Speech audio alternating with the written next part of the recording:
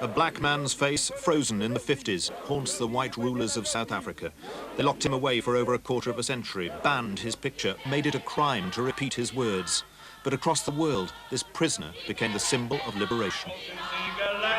He was born 1918 in the rural vastness of the Eastern Cape, Rolihlahla Nelson Mandela, prince in the royal kraal of Tembu. The chieftain sent him to learn the white man's laws, laws a new white government would use to oppress his people. News from Government House, Pretoria, where South Africa's newly elected Prime Minister, Dr. Malan, was sworn in by the Governor-General of the Union, Mr. Van Zyl. Dr. Malan's Afrikaner National Party didn't invent racial discrimination, but codified it into laws designed to legislate the black majority out of constitutional existence, the doctrine of apartheid.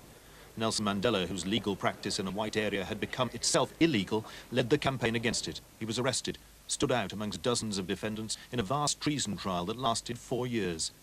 The case against them was thin. Their defiance campaign was non-violent. Their freedom charter, calling for a democratic, non-racial society, would be revolutionary only in a totalitarian state. South Africa has never quite been that.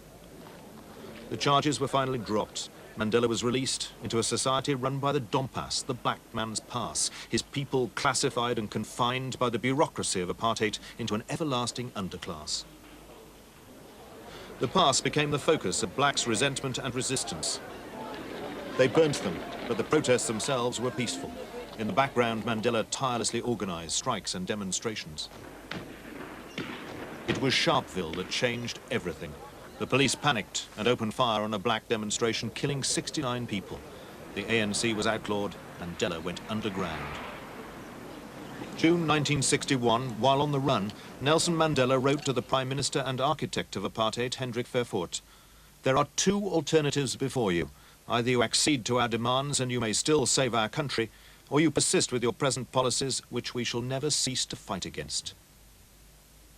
Verwoerd told the South African Parliament, "I've received a highly impertinent letter from someone called Nelson Mandela. I have no intention of replying."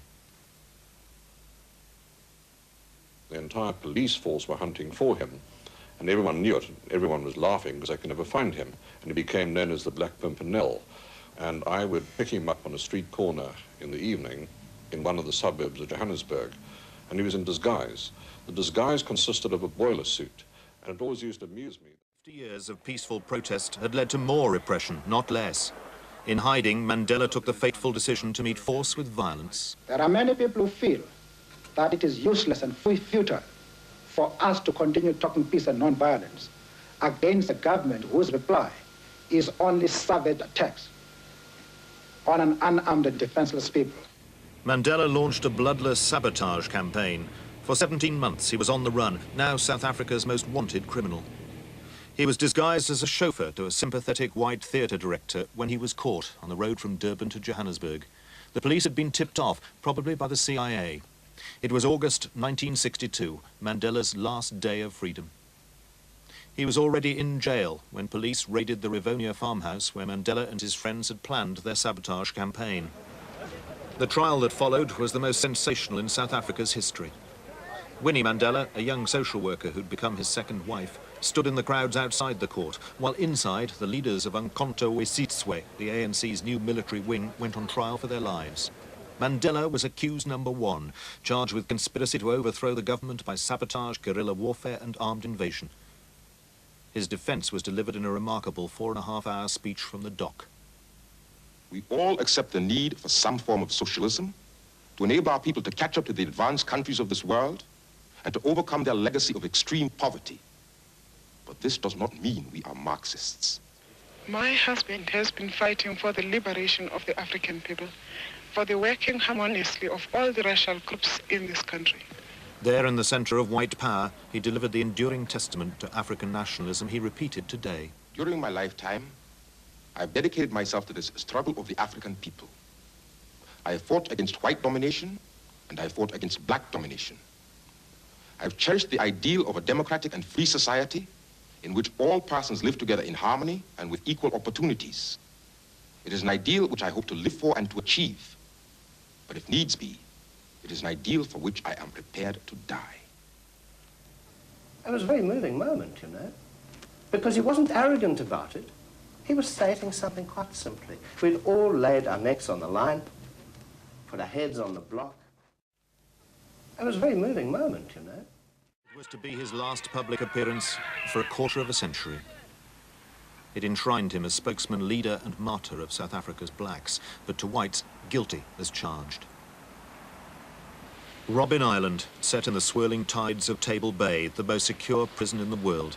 Mandela began his life sentence in the lime quarries out of sight of the sea. Conditions were harsh. Mandela wrote, "In prison you come face to face with time. There's nothing so terrifying." Outside, time was running out for apartheid. With the leaders jailed, the ANC banished, it was the children who launched the revolution. Hundreds of people died before the Soweto uprising was crushed. The power of the state was overwhelming, but so was black resentment. Peace was imposed by force. It would not last. Liberal whites began to see prisoner 46664 as the solution, not the problem. I do like him. I liked him the moment I met him. He's got no bitterness, and he's very intelligent. I think he's an old-time black African nationalist.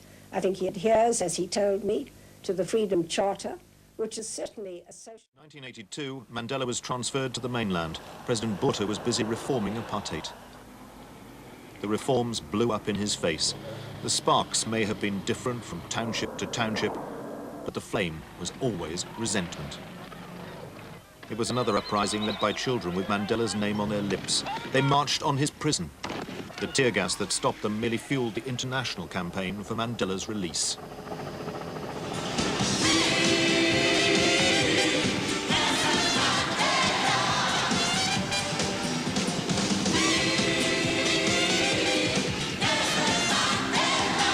The fate of one elderly convict had become the test of white willingness to change, of President Buerk's good faith.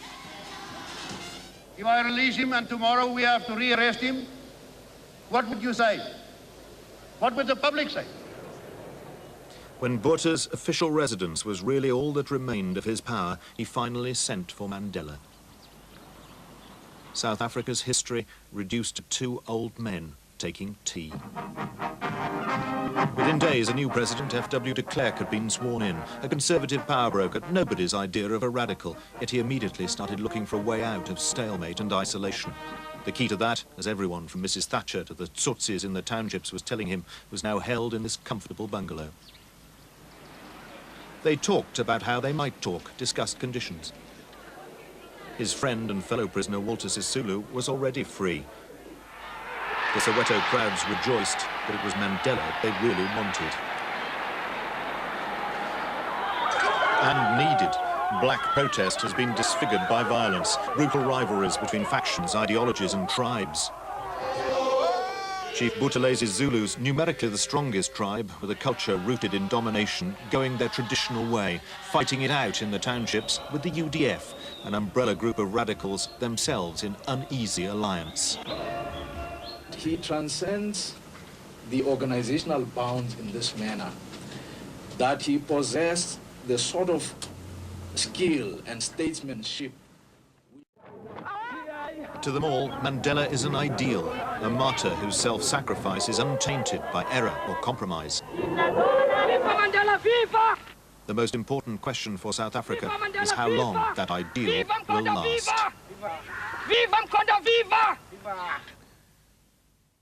Negotiate about what? President de Klerk's speech 9 days ago set out his aims clearly. Those aims include a new democratic constitution, universal franchise, no domination, equality before an independent judiciary. Mr. Mandela will certainly demand an end to the state of emergency before he'll open negotiations, but the government's hinting that the state of emergency could end within weeks if there's no serious trouble. And Mr. Mandela will demand something else, the release of ANC people in jail for politically motivated crimes. Yesterday, President de Klerk hinted broadly this was possible too. The strange constitution introduced by the last president, P.W. Buerk, will certainly go with its parliamentary chambers for Indians and people of mixed race, but not blacks. But what would President de Klerk want instead? The ANC wants one person, one vote in a unitary state. That means black majority rule. One of Mr. de Klerk's ministers accepts that the days of white rule here...